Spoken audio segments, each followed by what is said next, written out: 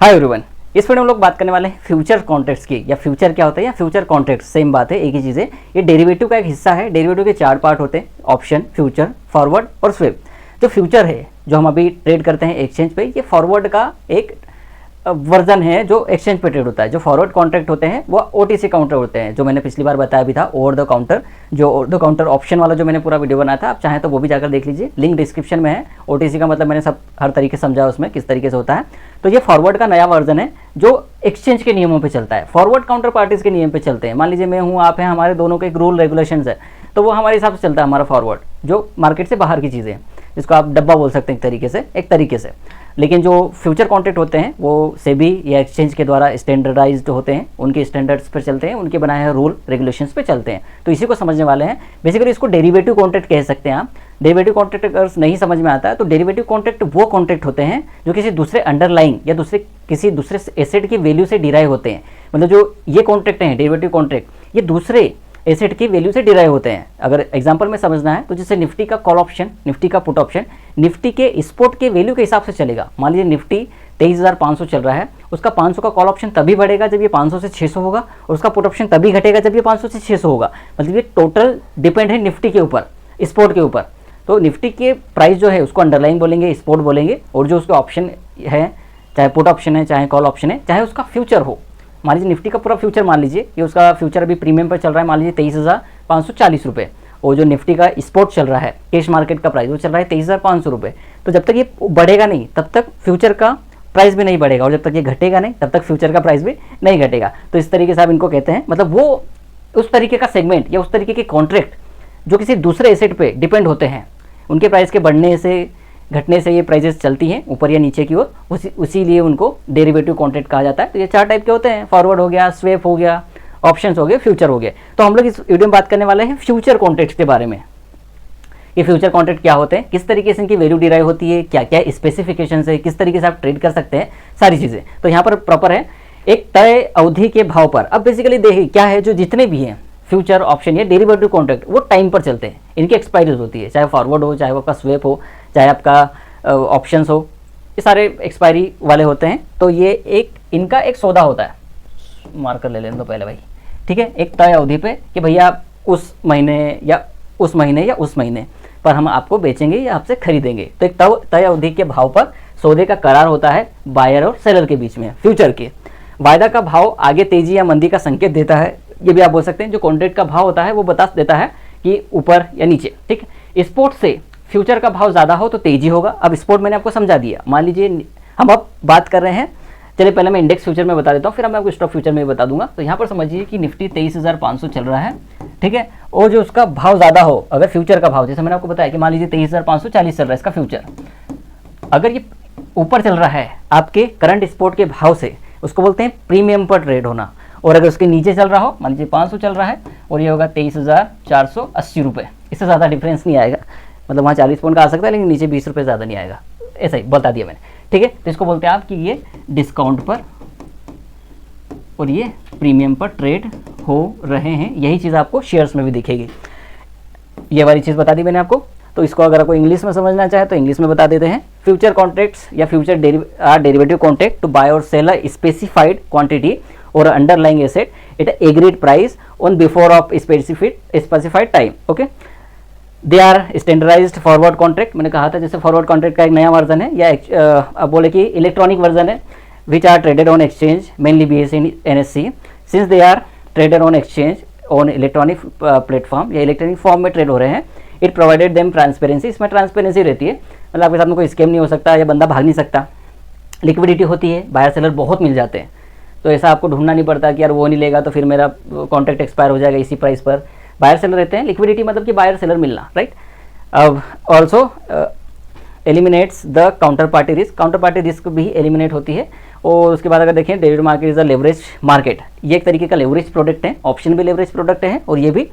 तो investor trader को बहुत कम अमाउंट देना होता है कॉन्ट्रैक्ट का, a fraction of total value of the contract as a margin, इसको मार्जिन कहते हैं। इनिशियल मार्जिन भी कह सकते हो। 2-3 तरीके की मार्जिन होती है, इनिशियल मार्जिन, स्पेन मार्जिन, और एक तरीके की मार्जिन होती है वो in turn has to pay the exchange, और एक्सचेंज के बाद ब्रोकर आता है, ठीक है। Currently in India we have 3 contracts available for trading. अब यहाँ पर इस तरीके से बोल सकते हैं कि 3 future contracts for index futures and for stock futures. इसको हम आगे समझने वाले हैं, वो भी समझा दूंगा आपको। और द लास्ट थर्सडे ज़रूरी नहीं है, क्योंकि इंडेक्स के मामले में एक्सपायरी थर्सडे भी हो सकती है, फ्राइडे भी हो सकती है। बेसिकली निफ्टी की एक्सपायरी होती है, लेकिन बैंक निफ्टी की बुधवार हो जाती है, सेंसेक्स की शुक्रवार होती है। तो अब वो सारी चीज़ें नहीं है, लेकिन जो स्टॉक्स की एक्सपायरी होती है, स्टॉक फ्यूचर्स की एक्सपायरी, वो आपकी मंथली थर्सडे ही होगी, लास्ट थर्सडे। चलिए, क्या होता है इंडेक्स फ्यूचर, यहाँ पर समझिए। इंडेक्स फ्यूचर वो होते हैं, मार्कर ब्लैक ले लेते हैं। इंडेक्स फ्यूचर मतलब कि इंडेक्स के फ्यूचर। अब इंडेक्स क्या क्या होते हैं? निफ्टी हो गया, बैंक निफ्टी हो गया, मिडकैप निफ्टी हो गया, फिन निफ्टी हो गया, सेंसेक्स हो गया, बैंकेक्स हो गया, ये सारी चीज़ें। तो ये जो सारे इंडेक्स हैं, इनके जो फ्यूचर आप लॉन्ग करेंगे या शॉर्ट करेंगे तो आप कहेंगे कि मैंने इंडेक्स फ्यूचर को बाय किया या सेल किया। और स्टॉक फ्यूचर मतलब किसी भी कंपनी के शेयर की फ्यूचर में ट्रेडिंग होती है, उसको आप कहते हैं स्टॉक फ्यूचर। एनएससी पर 183 शेयर्स में फ्यूचर ट्रेडिंग होती है, जैसे रिलायंस हो गया आपका, पॉलीकेप, ट्रेंड, टाइटन, ये सारे, वोड आइडिया हो गया, एमआरएफ हो गया, बॉस लिमिटेड हो गया, ये सारे शेयर हैं। 183 शेयर्स हैं। अगर आपको लिस्ट चाहिए तो हाई कर दीजिएगा मुझे व्हाट्सएप पे, आपको लिस्ट मिल जाएगी। ठीक है। अब फ्यूचर्स की ट्रेड की जो टाइम होती है, 3 महीने के कॉन्ट्रैक्ट में ट्रेड कर सकते हैं, मौजूदा के अगले, हाँ, करंट मंथ, मिड मंथ और फार मंथ। क्या होगा, जैसे मान लीजिए अभी चल रहा है जुलाई, उसके बाद आप जुलाई, पहले तो आप जुलाई का फ्यूचर ले सकते हैं, आप चाहें तो अगस्त का फ्यूचर भी ले सकते हैं, जून जुलाई अगस्त से, और सितंबर का फ्यूचर भी आप ले सकते हैं। इसी जुलाई से ही आप सितंबर का फ्यूचर भी ले सकते हैं। बस लिक्विडिटी का प्रॉब्लम होता है, उतना लिक्विडिटी मिलता नहीं है। लेकिन कोई व्यक्ति चाहता है कि भैया मैं आज रखूँ, 3 महीने बाद अपने फ्यूचर कॉन्ट्रैक्ट को एक्सपायर करूँ, या कोई हेज कर रहा होगा, वो किसी इवेंट का उसको ऐसा अंदाजा है, तो वो 3 महीने का भी ले सकता है। बेसिकली आप रोल ओवर भी कर सकते हैं, इस महीने का लेके अगला महीना ले लें।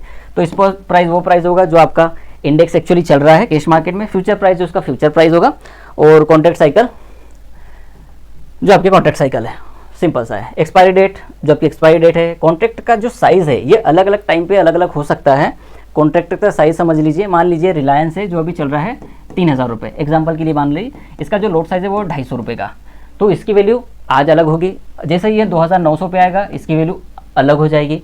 मान लीजिए इसमें बहुत फ्लक्चुएशन हो गया कि 3100 हो रहा है, फिर 3050 हो रहा है, फिर 2950 हो रहा है, फिर 3200 हो रहा है। तो जब ये बहुत ज़्यादा फ्लक्चुएशन बोल जाता है, लिक्विडिटी बहुत ज़्यादा बढ़ जाती है, एक तो जो कि उठापटक बढ़ जाती है, तो भी इनके मार्जिन्स अलग अलग हो सकते हैं। ठीक है। जैसे मान लीजिए मैं निफ्टी में समझाता हूँ आपको, बहुत बेसिक समझाता हूँ। निफ्टी का जो मार्जिन है वो है 1,20,000 नॉर्मल मार्केट में, थोड़ा 1-2 हज़ार रुपये हो सकता है, 1,19,000 भी हो सकता है, 21 भी हो सकता है, 18 भी हो सकता है। लेकिन जैसे ही मार्केट में उठापटक होती है तो 1,25 हो जाता है, कभी 1,28 भी हो जाता है। इस तरीके से बहुत ज़्यादा वॉलिटिलिटी में ऊपर नीचे हो जाता है। फ्यूचर की बात करें, यहाँ पर किसी भी तरह के स्टॉक के ऑप्शन की बात नहीं की जा रही है, सिर्फ इंडेक्स ऑप्शन और स्टॉक, माफ कीजिए, सिर्फ इंडेक्स फ्यूचर और स्टॉक फ्यूचर की बात कर रहे हैं।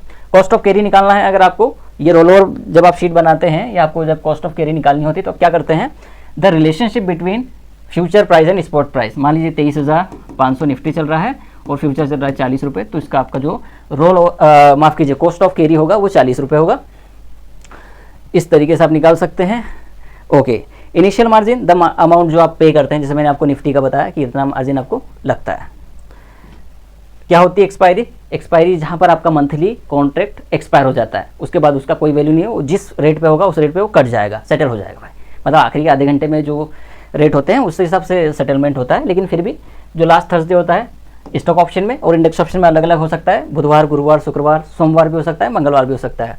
अगर एक्सपायरी की बात करें तो मिडकैप की जो होती है वो होती है मंडे, उसके बाद आपका फिन निफ्टी आता है, यहाँ पर बैंकेक्स भी लिख सकते हैं मंडे के दिन आप, बैंकेक्स का भी मंडे हो जाता है, फिन निफ्टी आपका हो जाता है ट्यूसडे, उसके बाद आपका बुधवार हो जाएगा बैंक निफ्टी, उसके बाद गुरुवार आपका जो थर्सडे है हो जाएगा आपका निफ्टी, और उसके बाद फ्राइडे आपका रहेगा तो सेंसेक्स हो जाएगा फ्राइडे के दिन। तो अलग अलग इंडेक्स ऑप्शन की अलग अलग एक्सपायरीज हो सकती हैं।